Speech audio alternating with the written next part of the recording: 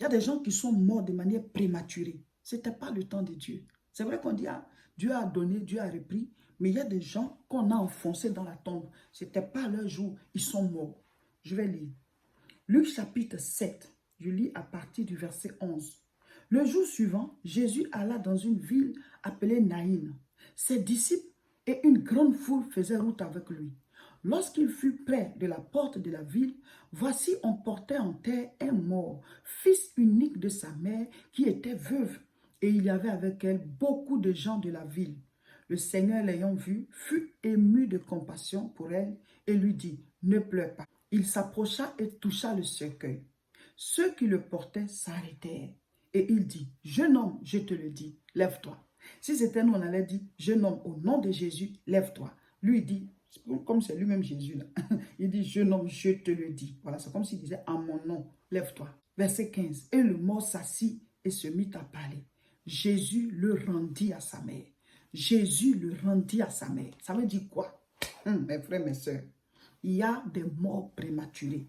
Ce jeune homme-là, il est mort de manière prématurée.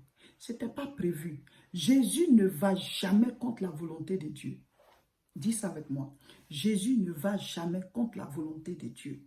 C'est-à-dire quoi? Si c'était le temps de Dieu pour que ce jeune homme meure, Jésus ne l'aurait pas ressuscité.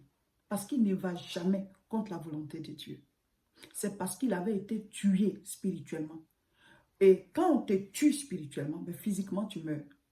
On connaît, les gens ils parlent de sorcellerie, ils parlent de magie noire, magie blanche, mysticisme, occultisme, toutes sortes de noms.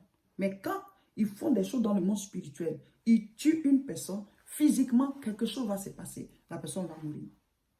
Donc celui-là, il avait été tué. On ne sait pas, on n'a pas expliqué les conditions de sa mort.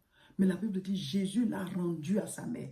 Ça veut dire que si Jésus n'était pas venu ce jour-là, ce jeune, on allait l'enterrer. Pourtant, il aurait pu être ressuscité. Il avait encore de la vie, puisque sa mère même, elle était veuve. Pourquoi Dieu va-t-il arracher à une veuve encore son fils unique? Ce n'est pas qu'elle en a d'autres, son seul fils. Quelle affliction, quel acharnement du diable contre cette femme. Et Jésus arrive et il rend à la femme son fils. La première chose grave que l'ennemi peut faire, c'est d'arracher la vie de manière prématurée. C'est pour ça qu'il faut combattre. Toute mort prématurée prévue contre ma vie est annulée. Annulée. Quand on dit de faire combat spirituel, il faut faire. On n'est pas là pour blaguer. De la manière dont les gens proclament des paroles, des incantations, des malédictions, puis ça poursuit les gens là. C'est comme ça que vous devez proclamer pour détruire l'œuvre de ces paroles, pour détruire tout ce qui vous poursuit.